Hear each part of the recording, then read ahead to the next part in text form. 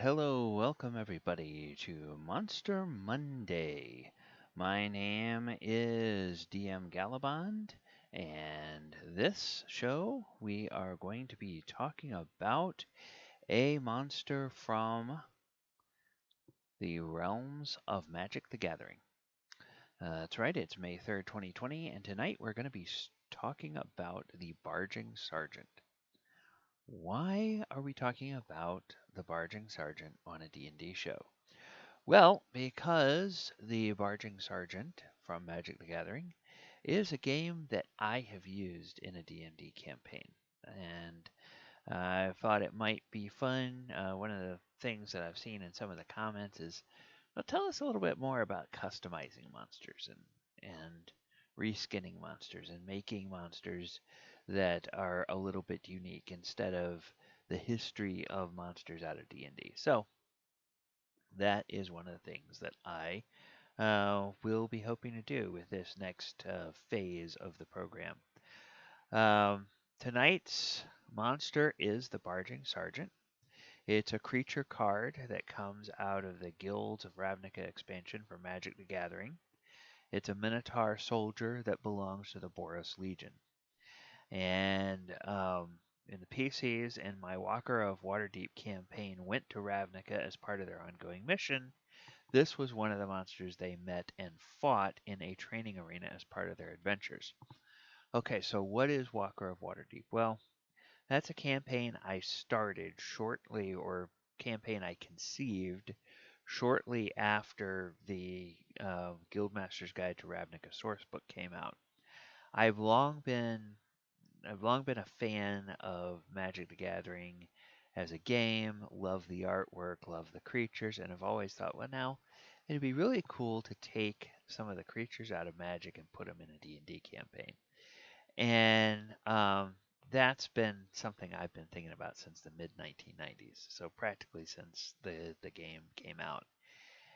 And when I saw Guildmaster's Guide to Ravnica, I began to see a little bit about how they did it. So I thought, okay, that's an interesting way of doing it, but it always felt a little bit not quite like it was being true to the game of Magic. So I put together a homebrew game that starts in the Forgotten Realms and then transitions to going throughout the some of the various different planes from the game of Magic the Gathering, as well as some of the different settings in D&D from over the years. So Ravnica was the first place that I had them go out of Magic the Gathering, and that is because they had some allies that were tied to the plane of Ravnica that came to Waterdeep. And so this is why I'm starting this with the Ravnican creatures, because my players have been through Ravnica and they have now left Ravnica and they're on to other planes. So now I kind of want to pull back the curtain a little bit and show how I took creature cards out of Magic the Gathering and turn them into monsters for a D&D campaign. All right, so that's why we're talking about the Barging Sergeant. All right, so what about lore of the Barging Sergeant? Well, as a member of the Boros Legion, Barging Sergeant believes in the purpose of the Legion above all else. And this is a quote out of the Guildmaster's Guide to Ravnica. We soldiers of the Boros Legion humbly take up steel against the corruption and lawlessness that gnaw at the soul of Ravnica. Combining the force of law with the military strength to back it up, we work to forge Ravnica into a just society, a safe and healthy community for all. Yes.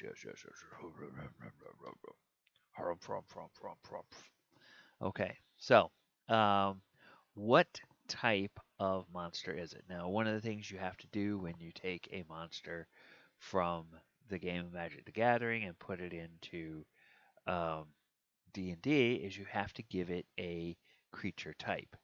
Well, it's a minotaur, and fortunately, minotaurs do exist in D&D, and minotaurs are humanoids. So humanoids are the main peoples of D&D, and they're incredibly, um, incredibly varied. Mainly 2 legs, 2 arms, but some of them have wings, some of them can breathe underwater, some of them, you know, the sky's the limit. And they're incredibly versatile because most of them can be player character races. So they have a wide range of abilities. They can use magic, they can use language, very intelligent, um, dexterous, all that kind of good stuff. So that is where they fall on the spectrum, and that does to a certain extent inform. Well, actually, it does inform me when I am transitioning the card from Magic the Gathering to D&D. I know that I am limited, or I limit myself to taking the stat block of a humanoid. So that's why it's important to me to know what kind of creature type it is that helps me know where I'm going to be looking for my stat blocks.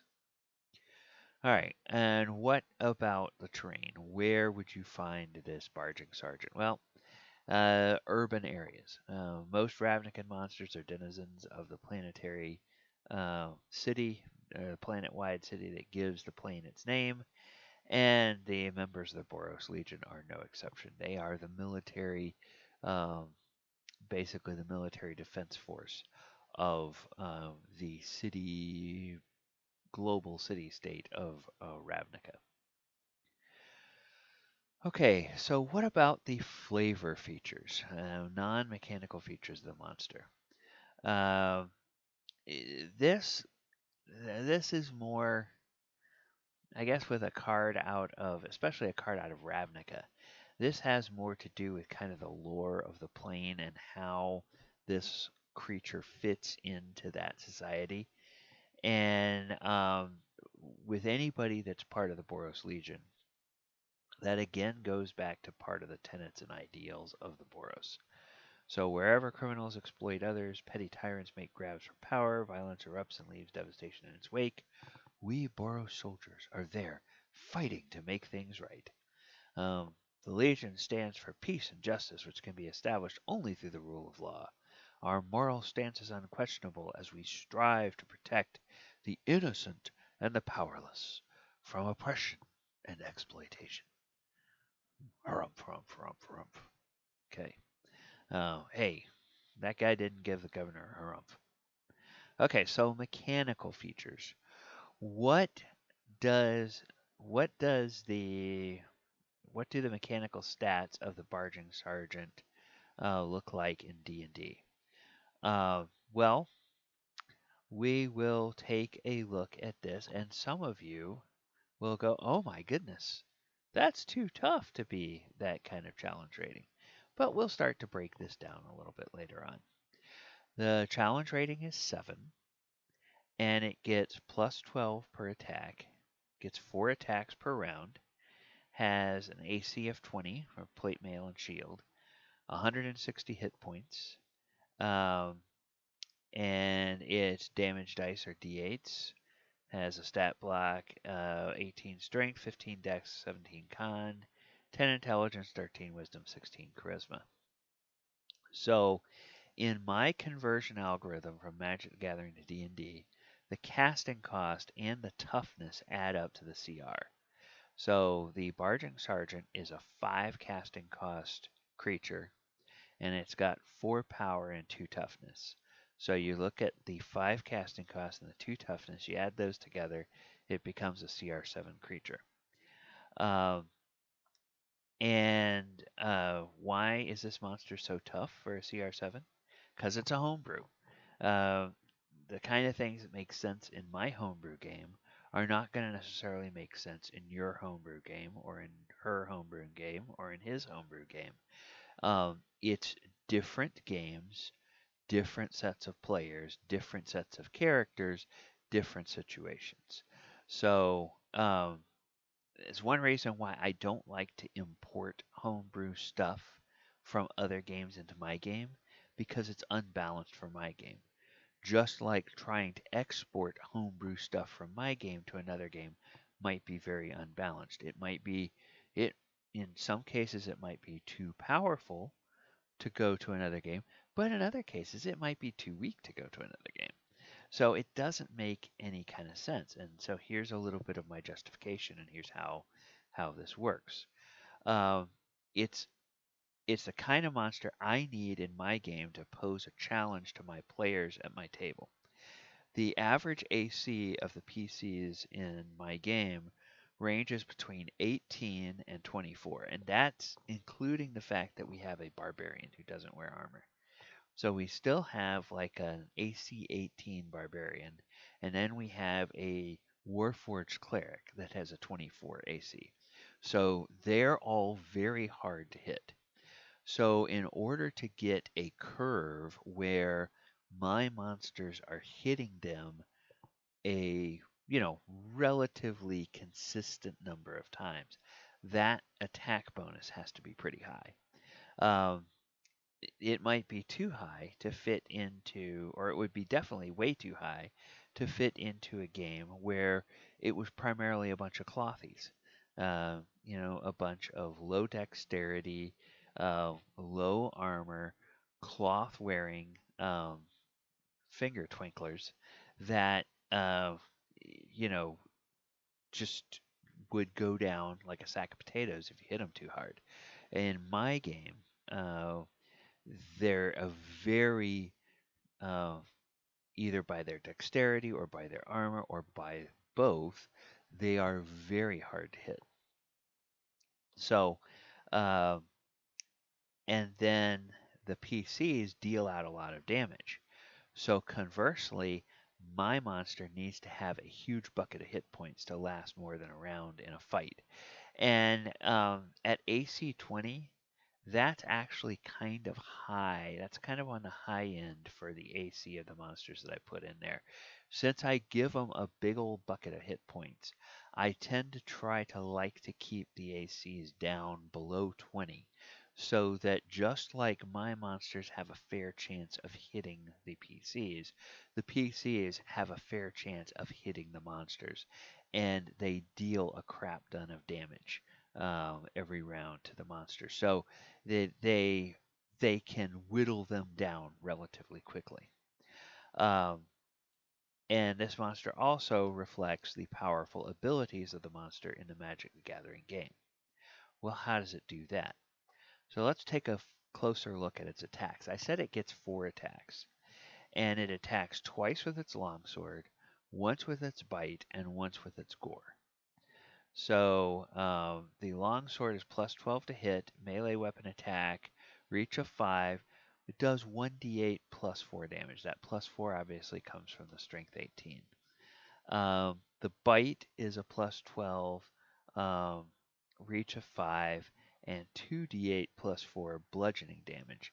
Now, as I was putting this together, and my party went through and they fought these things, and it was a tough battle because the Barging Sergeant was part of a group. So it was a tough combat, but the party survived, and in fact, they prevailed. Uh, Even so, I might go back and if I were redesigning this today, I might bring that bite back down and instead of 2d8 for the bite, I might make it a 1d8 plus 4 bludgeoning for the bite. And then for the gore, I might tone that down instead of a 3d8 plus 4 piercing, I might bring that down to a 2d8 plus 4 piercing. Let's still let the gore be the big um, you know, the big attack, the thing that's going to um, get a crap ton of damage out there, but not make it so much, so much of of not make it such a huge attack against characters. So in my conversion algorithm, I use the monster's power to determine the number of attacks. So We said before that the Barging Sergeant is a power 4 toughness 2 monster, so it gets 4 attacks. And, I just rationalized why I might go ahead and tone down the damage, just simply because it has 4 attacks. That's a lot of attacks. And you don't want it being able, with 4 attacks, to be able to deal too much damage um, to an enemy or to a character at one time. All right, so what about the special abilities of the Barging Sergeant?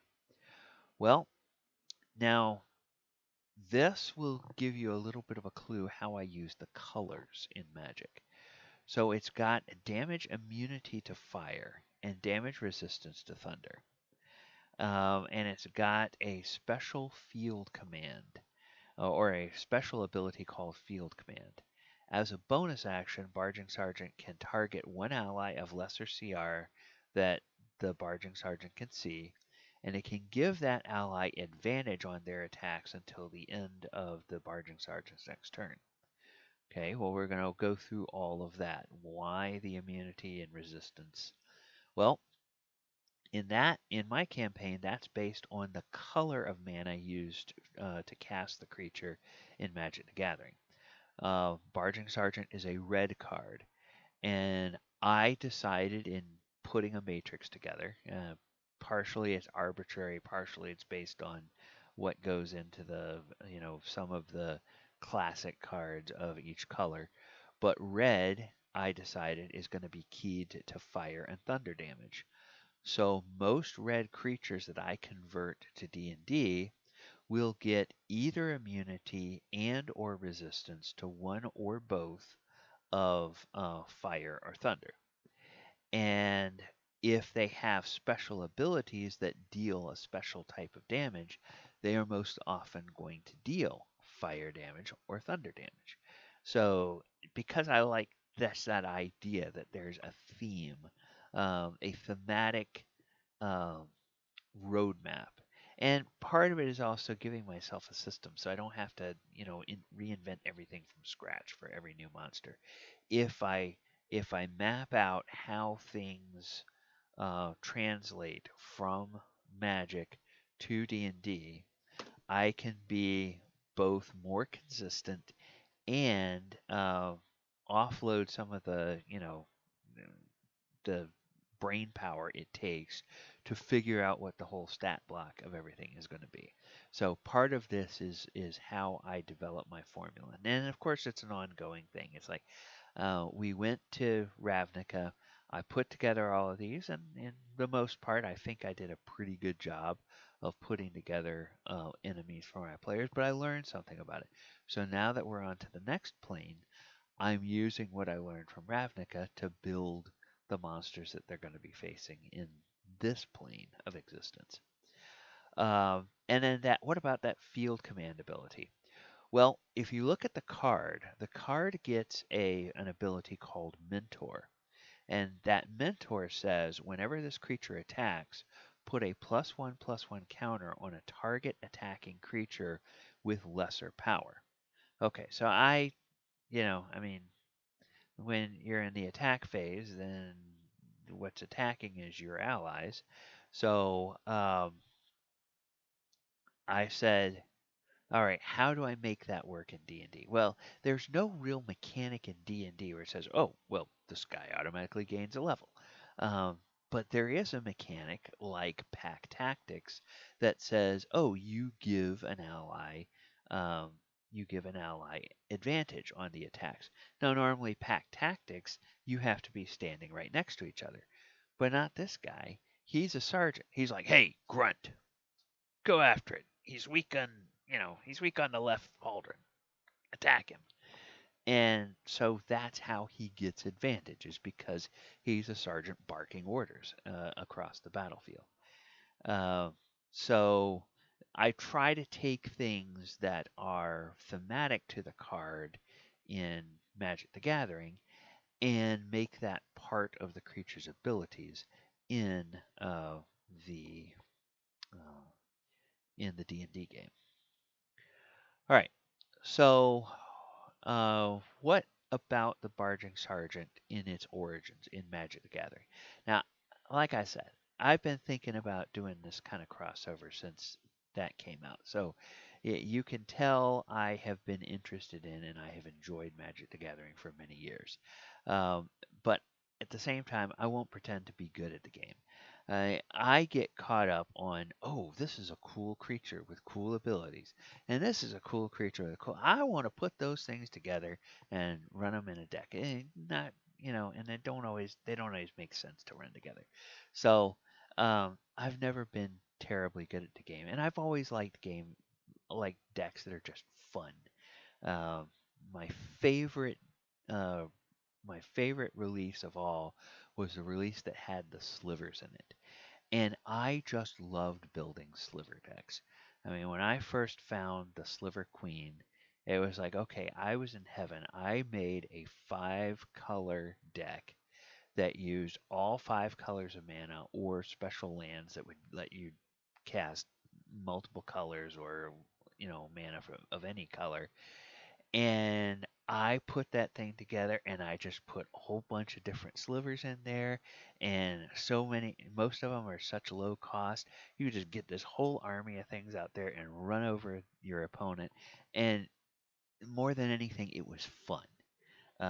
It wasn't necessarily tactically good because as soon as people said, oh, well, there are these cards that you can remove all of one type of creature, and they knew that I was playing slivers. So they just put one of those in their sideboard, and then that comes out. Okay, all your slivers are gone. Well, okay, there goes the game. Uh, so uh, that's me when it comes to Magic the Gathering. But Barging Sergeant was released in 2018 in the Guilds of Ravnica set as a common card. Artwork is by Philip Berberin.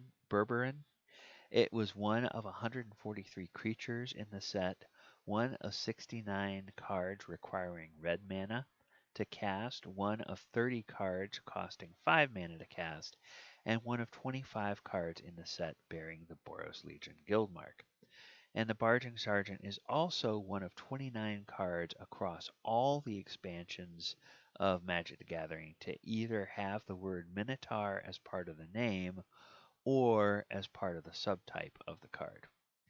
All right, so that's where we go. Now, how did I use this in the Walker of Waterdeep campaign? I alluded to the fact that um, there was a training arena that they fought the party in, and that's true. So in the campaign, I had the Boros Legion, Azoria Senate, and Izzet League allied in common cause that led them to send envoys to Waterdeep, where my party met them.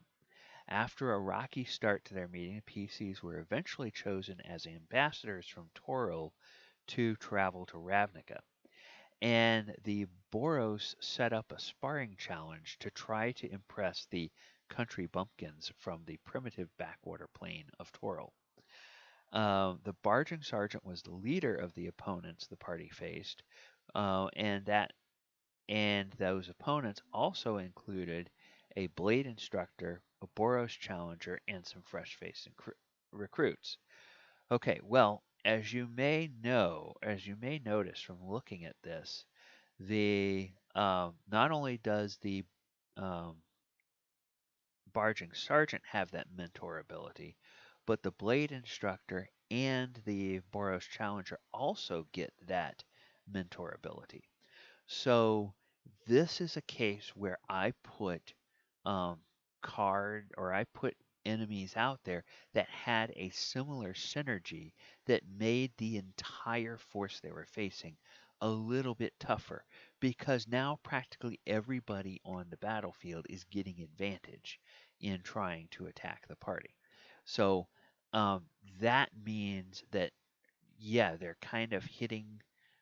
They have a good chance to hit already. Well, now they have an even better chance to hit, and that really threw the players kind of back on their heels. They're like, "Whoa, wait a second!"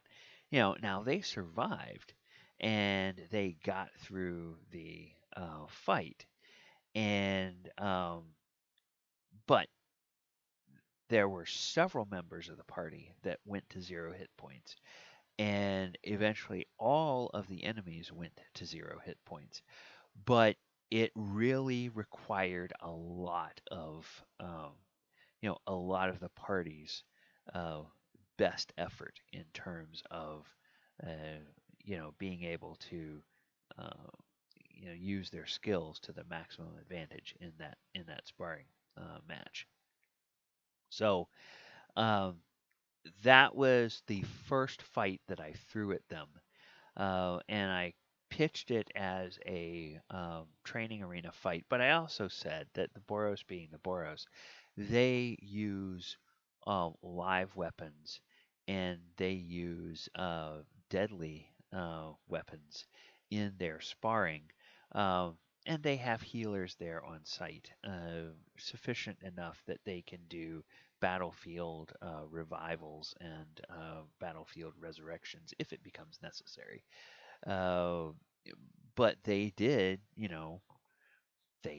just continue attacking and attacking and attacking and forced the party to finally cut them all down. Uh, because that's the way they train their troops. At least that's the way they do in my version of Ravnica. Your version of Ravnica may vary. You may have a much more genteel version of this city. Eh, my my version of Ravnica is a pretty dark and gritty place. I'll have to say. All right, so I'm gonna go and check to see. Hey, oh, volume. Oh, hey, Turbo. Is volume any better?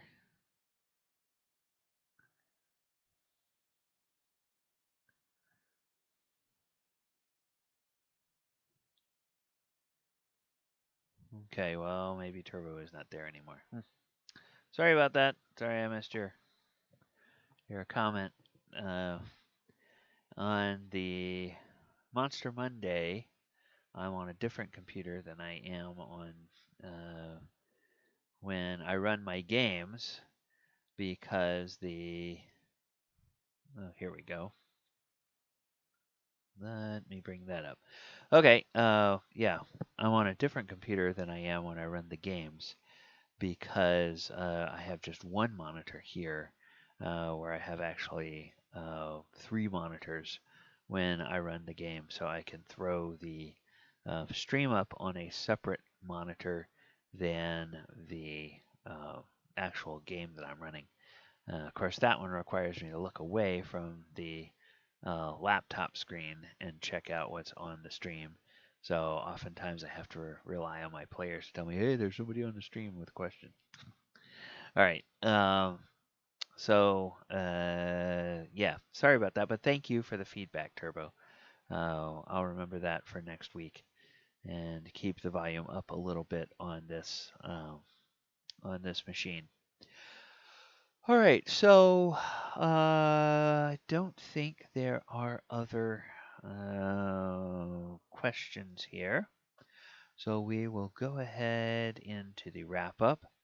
Like I said, I have been DM Gallibond, and this has been Monster Monday, talking about the Barging Sergeant.